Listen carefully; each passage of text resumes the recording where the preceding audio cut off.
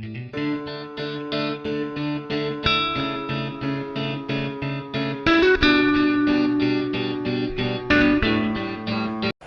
My friend, welcome back to my channel P&A blog. আজকে আমি যে ব্লগটা নিয়ে এসেছি এটা একটু অন্য রকমের ব্লগের শেষে আমি জানিয়ে দেবো যে আমরা কোথায় গেছিলাম আর কিভাবে আপনারা যেতে পারবেন, সব কিছু ডিটেলস আমি জানিয়ে দেবো। আমি আজকে এমন একটা জায়গায় গেছিলাম যেই জায়গাটায় গেলে মানুষের মন শান্ত হয়ে যায়, অশান্ত মন শান্ত করতে সাহায্য করে। আর ওখানে গিয়ে আপনার একটা আত্মার নিজস্ব শান্তি হবে এবং আপনার খুব ভালো লাগবে যে আপনি এখানে গেছেন এবং একবার গেলে বারবার যেতে ইচ্ছা করবে আপনাদের। তো এইখানে এত সুন্দর পরিবেশ, এত পিওর এয়ার, একটা খুব স্মুদিং একটা ভাইব্রেন্ট একটা এত সুন্দর জায়গাটা। আপনাদের গেলে রিল্যাক্স ফিল হবে। এরকম আমাদের সারাদিন অফিস, ঘর, সংসার এইসব ছেড়েও যে একটা লাইফ আছে, সেটা আপনারা ওখানে গেলে বুঝতে পারবেন যে ওখানে মানুষে কেন যায়, কী ধরনের শান্তি ওখানে পেতে পারে, যেই কারণে মানুষ বারবার করে ওইখানে যেতে চায়। তো চলুন শুরু করা যাক ব্লগটি। তো দেখুন আগে ফার্স্টে যে এখানের অ্যাম্বিয়েন্সটা কত সুন্দর, এখানে কত সুন্দর মেনটেন করে রেখেছে। আর গাছপালা কার না ভালো লাগে, সবারই গাছপালা খুবই ভালো লাগে, সেটাকে যথেষ্ট যত্নও করতে হয়। কারণ যারা গাছপালা ভালোবাসে তারা নিশ্চয়ই জানেন যে গাছপালা কতটা যত্নের দরকার হয়। আর এইখানে আমি দেখছি যে একটা তুলসী বন, আমার এত ভালো লেগেছে তুলসী গাছ। এরকম ধরনের ঝাঁকড়া তুলসী গাছ আমি খুব কমই দেখেছি, যার কাষ্ঠ রয়েছে। তাহলে কতটা মেনটেন করার পর ওই জিনিসটা গিয়ে দাঁড়িয়েছে সেটা আমি বুঝতে পারছি। তো আমরা ফার্স্টে চলে গেলাম একটুখানি ঘাটের দিকে, চলুন আপনাদেরও দেখাই। তো এখানে ঘাটে প্রচুর রাজহাঁস ঘুরে বেড়াচ্ছে, দেখতেই পাচ্ছেন নানা রকমের কালারের রাজহাঁস। এত সুন্দর লাগছে দেখতে। এখানে ওরা একটু পরেই নামবে জলে, জলটা হালকা গরম ছিল বলে হয়তো ওরা নামছিল না, কিন্তু আস্তে আস্তে এবার নামবে। আর আমার যতদূর মনে হচ্ছে এগুলো ম্যান্ডারিন টাইপসের কোনো প্রজাতি। আর এই হচ্ছে পানকৌড়ি, দেখুন কি সুন্দর ও চান করছে, এত ভাল লাগছে দেখতে যে এরাও কত সুন্দরভাবে নিজেদেরকে মেনটেন করে রাখে। আর এইখানে যে প্যান্ডেলটা হয়েছে এটা দুর্গা পূজার প্যান্ডেল, এখন থেকেই তৈরি হয়ে গেছে। আর এটা হচ্ছে বেদি ভবন। দেখুন এখানে শ্রীরামকৃষ্ণ এই বেদিতে বসে আছেন। এইখানে যে জায়গাগুলো আছে এইটা একটা মঠ, তো এইখানে স্বামীজিরা থাকেন এই জায়গাগুলোতে। তো এই বিল্ডিংটা যেটা দেখলেন এটাতে স্বামীজিরা থাকেন, যারা দেখাশোনা করে মন্দির প্রাঙ্গণ। তো এইখানে প্যান্ডেল হচ্ছে, আমার মা দাঁড়িয়ে আছেন ওখানে গাছের ছায়াতে। এইবারে আমরা যাব হচ্ছে যেখানে সবচেয়ে শান্তির জায়গা, যেখানে শ্রীরামকৃষ্ণ এবং সারদা মা আছেন এবং বিবেকানন্দ। এইখানে বসে থাকলে কিভাবে যে সময় চলে যাবে আপনারা নিজেরাও বুঝতে পারবেন না। এখানে বসে সবাই জব করছেন, ধ্যান করছেন। তো খুবই একটা নিজের থেকে নিজের মনে হচ্ছে যে একটা কিছু স্ট্রেস রিলিভ হয়ে যাচ্ছে, এত ভালো লাগছে। প্লাস যারা নিচে বসতে পারেন না তাদের জন্য এখানে টেবিলও দেওয়া রয়েছে, বেঞ্চ সিস্টেম করা আছে, তো বেঞ্চেও বসতে পারেন। আপনারা যারা বয়স্করা আছেন আপনারা ওখানে গিয়ে নিচে বসতে পারেন, বেঞ্চে বসতে পারেন। আমার মতে নিচে বসাটা খুবই আমার ভালো লাগে নিজের জন্য, খুবই হয় যে আমি টাচে আছি ঠাকুরের সাথে। এই যে তুলসী বনটার কথা বলছিলাম, এই যে এত সুন্দর তুলসী গাছটা যে আমি দেখে অবাক যে এত সুন্দরও তুলসী গাছ হয়, এত মেনটেন করা তুলসী গাছ। এইটি হচ্ছে মঠের অফিস।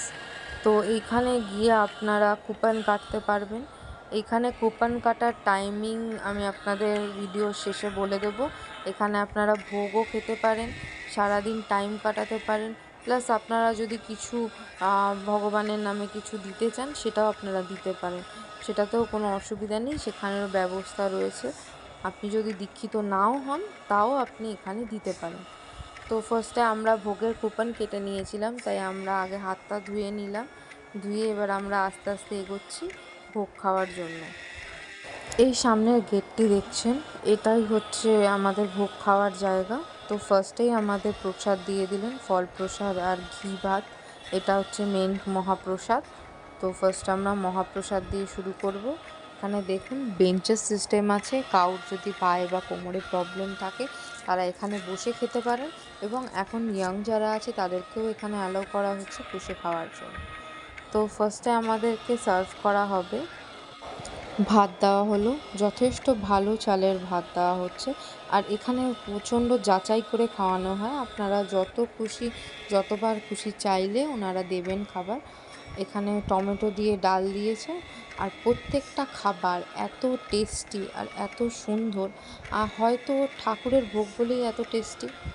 এখানে কিন্তু যে আমাকে তরকারিটা দেওয়া হলো, লাবড়া তরকারিটা, এটা কিন্তু খোসা সমেত, কিন্তু এত সুন্দর টেস্ট যা আপনার মনে হবে বারবার করে খাই, এত ভালো।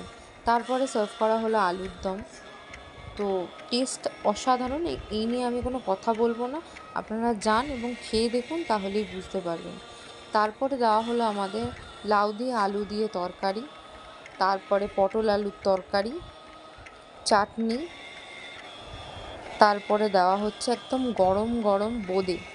গরম বোঁদে এত ভালো লাগে খেতে, আপনারা জানেন আমাদের এখানে এখন এমন অবস্থা হয়েছে যে বোঁদে খেলে প্রচণ্ড অম্বল টাইপসের হয়ে যায়, অনেকেরই হয়, কিন্তু এই বোঁদে খেয়ে কোনো রকমের কোনো কষ্ট বা কোনো অম্বল বা কিছুই হয়নি। তারপরে দেওয়া হলো একদম ঘন পায়েস। এত কিছু খাবার, মোটে আপনার যেটা ইচ্ছা, যতটা সামর্থ্য, সেই সামর্থ্য অনুযায়ী আপনি টাকা দিয়ে কুপন কাটতে পারবেন। এখানে দুদিকে হাত ধোয়ার জায়গা রয়েছে, একটা হচ্ছে এই সাইডটা যে সাইড দিয়ে আমরা ঢুকেছিলাম, আর একটা খাবারের পাশ দিয়ে, ওখানেও আপনারা হাত ধুতে যেতে পারবেন। তো আমাদের খাওয়া দাওয়া কমপ্লিট হয়ে গেছে, এবার ভেতরের অ্যাম্বিয়েন্সটা আপনাদের দেখাচ্ছি। এখানে থাকে যারা মেন মহারাজ, তারা থাকেন, যারা পুজো আচ্চা বা এরাও মেনটেন করেন, কিন্তু এরা ভেতরের দিকে থাকে।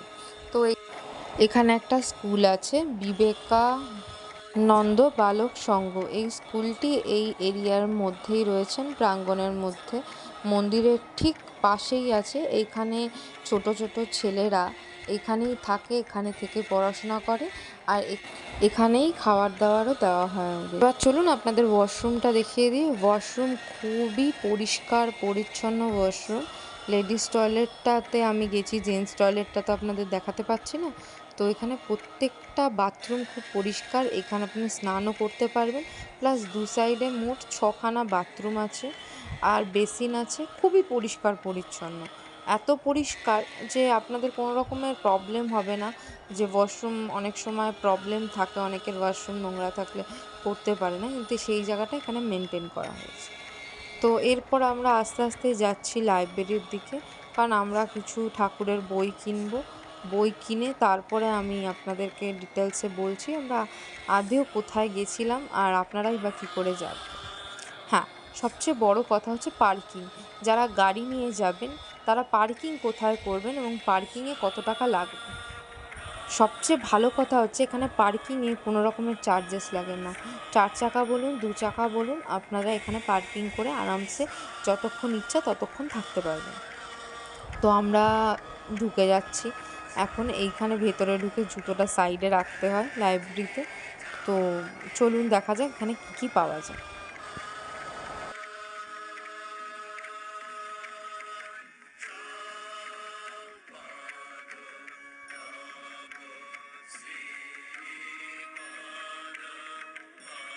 সারদা মায়ের এই বাণীটি আমার এত ভালো লাগলো, তাই আপনাদের দেখালাম।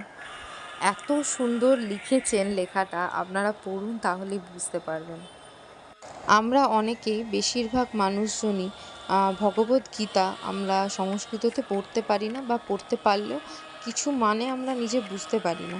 তো এইখানে আপনাদের গীতার ভাগ আছে 3টে খণ্ড, যেটা বাংলায় অনুবাদ করা রয়েছে, এখান থেকে আপনারা এটা পেয়ে যাবেন। আর বেদান্ত যাপন, এই বইটা আমি রেকমেন্ড করব, আপনারা পড়ুন, খুব ভালো লাগবে। এখানে আসন আছে, আপনারা যে ধ্যান জপ করবেন সেই আসনও এখানে পাওয়া যায় অনেক রিজনেবল প্রাইস। তো আমাদের খাওয়া দাওয়া কমপ্লিট, আমরা ঘুরে নিয়েছি, এবার আমরা আস্তে আস্তে বাড়ি তো যেতে ইচ্ছা করছে না, তাও বাড়ি যাওয়ার ইচ্ছা। হ্যাঁ, একদমই ঠিক, যোগদানে আমরা গেছিলাম। তো এখন আমাদের যাওয়ার টাইম হয়ে গেছে। এইখানে টাইমিং দেওয়া রয়েছে সকাল 6:30 থেকে 11:30 পর্যন্ত এখানে আপনারা থাকতে পারবেন। আর বিকেল 4টে থেকে 7:30 পর্যন্ত এখানে আরতি হয়, আপনারা এখানে আসতে পারেন। তো এখানে কুপনের ব্যাপারে বলে দিই, আপনাদের এখানে কুপন আপনারা নিতে পারবেন। 10টা থেকে 10:30টার মধ্যে আসতে হবে যদি আপনারা ভোগ খান। তো এখানে আপনাদের ইচ্ছা মতো আপনারা ভোগের টাকা দিতে পারেন। আর এইখানে কুপন কাটার পর আপনারা প্রাঙ্গণের বাইরে বেরোতে পারবেন না। এবার যদিও বেরিয়ে যান এবং 11:30টার পরে আপনারা আসেন এবং কুপন দেখান যে আমি ভোগ খাবো, আমি কুপন কেটেছি, এনারা কিন্তু অ্যালাউ করবেন না। এখন আপনারা আসবেন কি করে এখানে? আপনারা দুরকমভাবে আসতে পারেন। একটা হচ্ছে কাকুরগাছিতে নেমে আপনি কাকুরগাছি থেকে অটো পেয়ে যাবেন যোগদানে আসার জন্য, এবং আরেকভাবে আসতে পারেন কাঠগোলায় নেমে ওখান থেকে অটো বা রিক্সা বা 5 মিনিট ওয়াকিং ডিস্টেন্সে আপনারা আসতে পারেন।